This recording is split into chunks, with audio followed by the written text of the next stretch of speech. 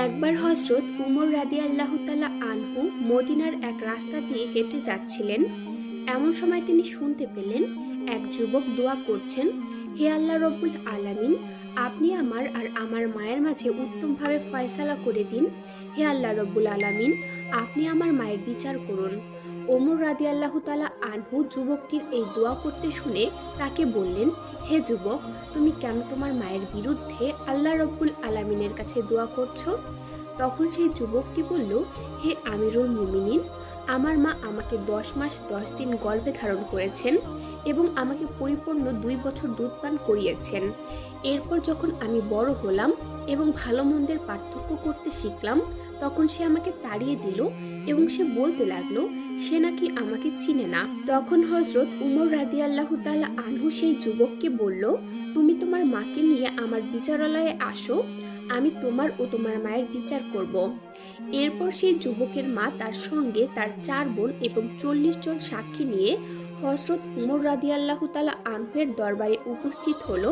তখন হযরত উমর রাদিয়াল্লাহু তাআলা আনহু সেই যুবককে বলল, হে যুবক, তুমি তোমার আরজি পেশ করো।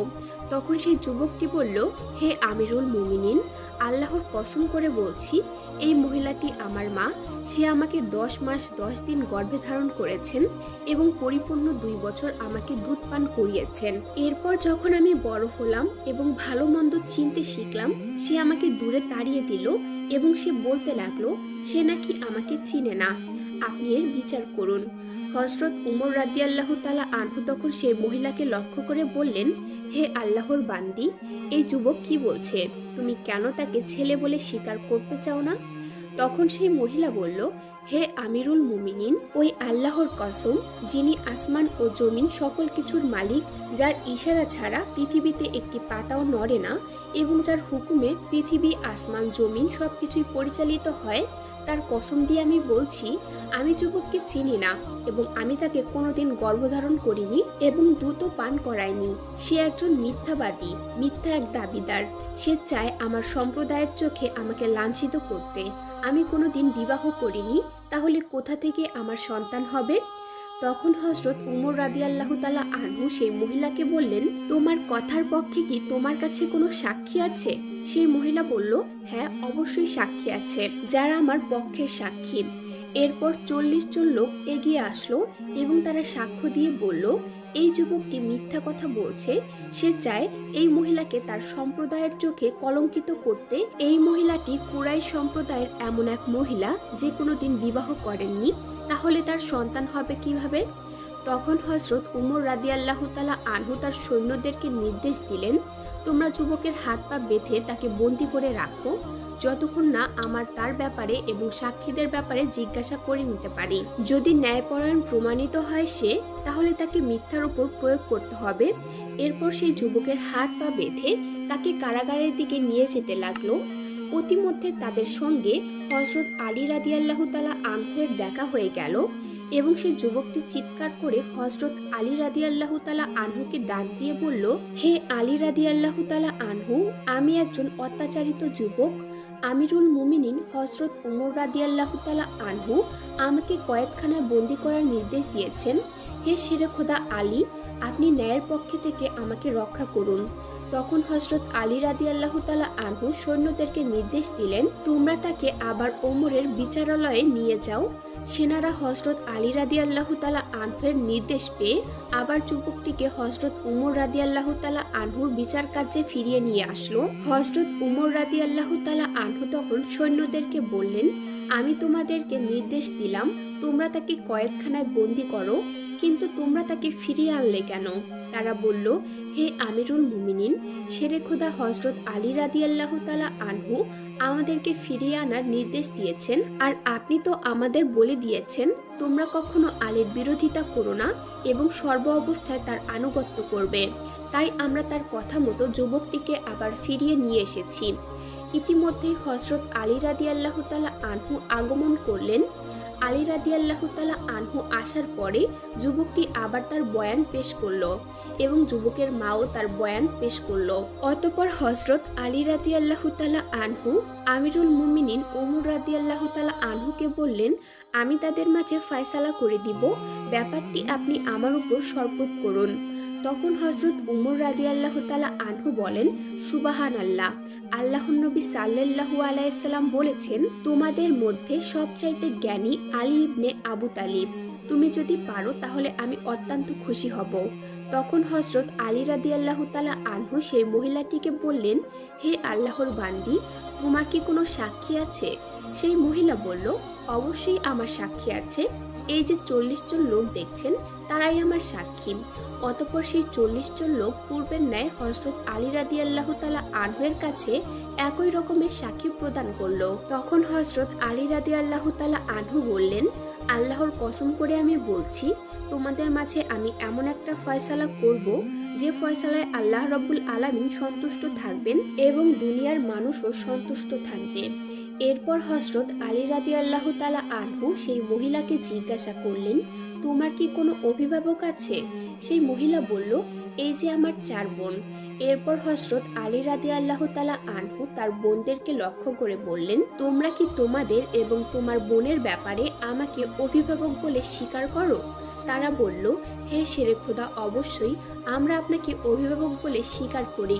আপনি নবীর জামাতা, আপনি আমাদের ব্যাপারে এবং আমার বোনের ব্যাপারে যে নির্দেশ দিবেন আমরা তা নির্দ্বিধায় মেনে নিব। এরপর হযরত আলী রাদিয়াল্লাহু তাআলা আনহু বললেন, আমি আল্লাহ এবং তার রাসূলকে সাক্ষী রেখে বলছি, উপস্থিত মুসলমানদের মাঝে আমি 400 দিরহামের বিনিময়ে এই মহিলার সঙ্গে উক্ত যুবকের বিবাহ করিয়ে দিলাম, আর 400 দেনমোহরের টাকা আমি আমার নিজের মাল থেকে পরিশোধ করব। এরপর আলী রাদিয়াল্লাহু তাআলা আনহু তার দাসকে আদেশ দিল, তুমি এখন যাও, গিয়ে তুমি 400 দিরহাম নিয়ে আসো। দাস 400 দিরহাম নিয়ে আসলো। আলী রাদিয়াল্লাহু তাআলা আনহু সেই 400 দিরহাম যুবকের হাতে দিয়ে বললেন, এগুলো নাও এবং তুমি এগুলো তোমার স্ত্রীর কোলে ঢেলে দাও এবং তুমি তার সাথে বাসর করা ব্যতি রেখে আমাদের কাছে আসবে না। এরপর সেই যুবকটি উক্ত মহিলার দিকে এগিয়ে গেল এবং তার কোলে উক্ত দিরহামগুলো ঢেলে দিল। এরপর তার হাত ধরে বলল, চলো আমরা বাসর করে আসি। তখন সেই মহিলাটি চিৎকার করে বলে উঠল, আমাকে বাঁচাও, আমাকে বাঁচাও। এই শেরে খোদা আলী, আপনি কি চাচ্ছেন? আমার ছেলের সঙ্গে আমাকে বিবাহ দিতে? আল্লাহর কসম করে বলছি, এই ছেলে আমারই। কুরাইশরা আমাকে হাজির নামক এক ব্যক্তির সাথে বিবাহ করিয়ে দেয়। এরপর তার ঘরেই আমার এই ছেলেটির জন্ম হয়। অতঃপর যখন আমার ছেলেটি বড় হলো, আমার সম্প্রদায় আমাকে নির্দেশ দিল আমি যেন তাকে পরিত্যাগ করি। তাদের পরামর্শেই আমি আমার ছেলেকে পরিত্যাগ করেছিলাম। আর এভাবেই হযরত আলী রাদিয়াল্লাহু তাআলা আনহু তার বুদ্ধিমত্তার মাধ্যমে এই জটিল সমস্যাটির ফয়সালা করে দিলেন। তখন হযরত উমর রাদিয়াল্লাহু তাআলা আনহু বলে উঠল, আজ যদি শেরে খোদা আলী না থাকতো তাহলে উমর ধ্বংস হয়ে যেত।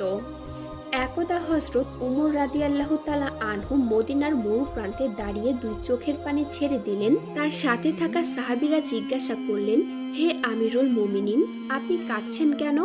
তখন হযরত উমর রাদিয়াল্লাহু তাআলা আনহু বললেন, হে সাহাবীরা, আজকে আল্লাহ রাব্বুল আলামিন আমাকে কতটা সম্মানিত করেছেন। এই মদিনার মরু প্রান্তে প্রখর রৌদ্রের মধ্যে আমি ছোটবেলায় উট চড়াতাম। গরমে মাথার ঘাম পায়ে দিয়ে পড়তো। একটু ছায়ার জন্য উটের পিছনে গিয়ে বসতাম, তখন উট মল ত্যাগ করে দিত আর সেই মল আমার মাথায় এসে পড়তো। কতবার যে উটের মল মাথায় পড়েছে তার কোনো হিসেব নেই। আমার বাবা শুধু আমাকে দিয়েই নয়, আমার ফুপুদেরকে দিয়েও এই মরুভূমিতে ভেড়ার পাল চড়াতো। আজকে মহান আল্লাহ রাব্বুল আলামিন আমাকে কতটা সম্মানিত করেছে। আমার মতো একজন নিকৃষ্ট মানুষকে সেখান থেকে উঠিয়ে এনে অর্ধ পৃথিবীর বাদশা বানিয়েছেন। সাহাবীরা রে, আজকে এই মরুভূমির প্রান্তে এসে আমার সেই ঘটনা মনে হতেই চোখ দিয়ে আপনা আপনি পানি গড়িয়ে পড়েছে। পরের দিন সকালে ঘটে গেল আরেক ঘটনা। হযরত উমর রাদিয়াল্লাহু তাআলা আনহুর ছোট্ট ছেলে আব্দুল্লাহ এসে হযরত উমর রাদিয়াল্লাহু তাআলা আনহুকে বললেন, আব্বাজান, আমি আপনার কাছে একটা নালিশ নিয়ে এসেছি। এই বিচার আপনাকে করতেই হবে। বাবা গো, আমি শুনেছি আপনার ভয়ে নাকি শয়তান পর্যন্ত রাস্তা ছেড়ে দিত। আমি এটাও শুনেছি আপনি নাকি বাঘের গালে ধরে থাপ্পড় মেরেছেন, কিন্তু আপনার ছেলেকে কেউ অপমান করবে এটা আপনি কখনোই বরদাস্ত করবেন না। ওমর তখন বললেন, আব্দুল্লাহ, কি হয়েছে আমার কাছে খুলে বলো। তখন আব্দুল্লাহ বলেন, আব্বাজান, হুসাইন আমাকে গোলামের বাচ্চা বলে গালি দিয়েছে। এই কথা শুনে হযরত ওমর রাদিয়াল্লাহু তাআলা আনহু অবাক হয়ে তার ছেলে আব্দুল্লাহকে জিজ্ঞাসা করলেন, তুমি কি ঠিক শুনেছ যে হুসাইন তোমাকে গোলামের বাচ্চা বলেছে? জবাবে আব্দুল্লাহ বললেন, হ্যাঁ, আমি ঠিক শুনেছি, হুসাইন আমাকে বলেছে গোলামের বাচ্চা গোলাম। তখন হযরত উমর আব্দুল্লাহকে বললেন, ঠিক আছে, হুসাইন যদি তোমাকে এই কথা বলে থাকে তাহলে অবশ্যই হুসাইনের বিচার করা হবে। পরের দিন উমর রাদিয়াল্লাহু তাআলা আনহু নিজেই হযরত আলী রাদিয়াল্লাহু তাআলা আনহুর বাড়িতে আসলেন। উমরকে দেখে হযরত আলী রাদিয়াল্লাহু তাআলা আনহু বললেন, হে উমর, আপনি হঠাৎ আমার বাড়িতে? জবাবে উমর বললেন, আলী, একটা দরকারেই এসেছি। অতঃপর হযরত উমর রাদিয়াল্লাহু তাআলা আনহু আলীকে জিজ্ঞাসা করলেন, আলী, হুসাইন কোথায়? জবাবে আলী রাদিয়াল্লাহু তাআলা আনহু বললেন, হুসাইন ঘরেই আছে। উমর, হুসাইনকে কি দরকার বলেন তো? তখন হযরত উমর বললেন, আলী, হুসাইন আমার ছেলে আব্দুল্লাহকে গোলামের বাচ্চা বলেছে। তখন হযরত আলী বলেন, উমর, হুসাইন তো এমন কথা বলতে পারে না। ঠিক আছে, আমি হুসাইনকে নিয়ে আসছি। অতঃপর হযরত হুসাইন রাদিয়াল্লাহু তাআলা আনহুকে ডেকে আনা হলো। হুসাইন আসার পর হযরত আলী রাদিয়াল্লাহু তাআলা আনহু হুসাইনকে জিজ্ঞাসা করলেন, হুসাইন, তুমি কি উমরের ছেলে আব্দুল্লাহকে গোলামের বাচ্চা বলেছ? জবাবে হযরত হুসাইন রাদিয়াল্লাহু তাআলা আনহু বলেন, হ্যাঁ, আমি এই কথা বলেছি। এই জবাব দিয়ে হযরত হুসাইন রাদিয়াল্লাহু তাআলা আনহু ঘরে চলে গেলেন। এবার হযরত উমর আলীকে বললেন, আলী, আমি এটার সঠিক বিচার করতে চাই। তখন আলী বললেন, উমর, বাচ্চাদের ব্যাপার, এটা বাদ দিলে হয় না? তখন হযরত উমর বলেন, আলী, ব্যাপারটা যদি বাদ দেওয়ার মতো হতো তাহলে অবশ্যই বাদ দিতাম। আলী, আগামীকাল শুক্রবার জুমার নামাজের পর মসজিদে নববীতে হুসাইনের বিচার হবে, আপনি হুসাইনকে নিয়ে আসবেন। এই বলে হযরত উমর চলে গেলেন। হযরত উমর চলে যাওয়ার পর হযরত আলী ঘরের ভেতরে গিয়ে হুসাইনকে জিজ্ঞাসা করলেন, হুসাইন, তুমি উমরের ছেলেকে গোলামের বাচ্চা কেন বলেছ? জবাবে হুসাইন রাদিয়াল্লাহু তাআলা আনহু বললেন, আমি যা সত্য তাই বলেছি। অতঃপর শুক্রবার দিন মসজিদে নববীর মধ্যে সমস্ত সাহাবীরা এবং মুসল্লিরা জমায়েত হলো। সাহাবীদের মধ্যে কেউ কেউ বলাবলি করছিল, আজকে কি জানি কি হয়, কি বিচার জানি ওমর হুসাইনের করে, যে হুসাইনকে বিশ্বনবী আদর করে বলতো, হুসাইন, তুমি আমার, আমি তোমার। তোমাকে যে ভালোবাসবে সে যেন আমি রাসূলকেই ভালোবাসলো, আর তোমাকে যে কষ্ট দিবে সে যেন আমি রাসূলকেই কষ্ট দিল। সেই হুসাইনের কি বিচার জানি আজকে হয়। জুমার নামাজ শেষে কিছু সাহাবীরা হযরত উমরকে গিয়ে অনুরোধ করে বললেন, হে আমিরুল মুমিনিন, আপনি তো জানেন বিশ্বনবী হুসাইনকে কতটা ভালোবাসতেন, হুসাইনের বিচারটা বাদ দিলে কি হয় না? তখন হযরত উমর বললেন, হে সাহাবীরা, তোমরা যা জানো আমিও তাই জানি, কিন্তু কাল হাসরের ময়দানে আল্লাহ রব্বুল আলামিন যদি আমাকে এই বিচারের জন্য কাঠগড়ায় দাঁড় করায়, তখন আমি যদি অপরাধী হয়ে যাই তাহলে সেদিন তোমরা পারবে কি আমাকে রক্ষা করতে? হযরত উমরের মুখে এমন কথা শুনে সমস্ত সাহাবীরা নিশ্চুপ হয়ে যায়। অতঃপর বিচার কার্য শুরু হলো। হযরত উমর রাদিয়াল্লাহু তাআলা আনহু মিম্বারে বসে হযরত হুসাইনকে উদ্দেশ্য করে বলতে লাগলেন, হুসাইন, আপনি কেন আমার ছেলেকে গোলামের বাচ্চা গোলাম বলেছেন? তখন হযরত হুসাইন রাদিয়াল্লাহু তাআলা আনহু জবাব দিলেন, উমর, বড় কথা বলো না, তুমি কি আমার নানার গোলামি করো নাই? এই কথা শুনে হযরত উমর রাদিয়াল্লাহু তাআলা আনহু দুটি চোখের পানি ছেড়ে দিলেন। হযরত উমর হুসাইনকে লক্ষ্য করে বললেন, হুসাইন, আপনি যে কথাটা বললেন এই কথাটা কি আপনি কোনো কাগজে লিখে দিতে পারবেন? হুসাইন রাদিয়াল্লাহু তাআলা আনহু জবাবে বললেন, হ্যাঁ, অবশ্যই লিখে দিতে পারবো। অতঃপর হুসাইন রাদিয়াল্লাহু তাআলা আনহু কাগজে লিখলেন, উমর আমার নানার গোলামি করেছে বিধায় তার ছেলেকে আমি গোলামের বাচ্চা গোলাম বলেছি।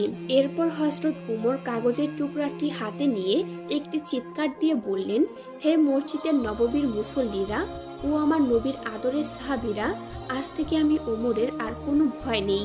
আমি ওমর যেদিন দুনিয়া থেকে বিদায় হয়ে যাব, সেদিন তোমরা হুসাইনের লেখা এই কাগজটুকু আমার কাফনের কাপড়ের ভেতরে ঢুকিয়ে দিও।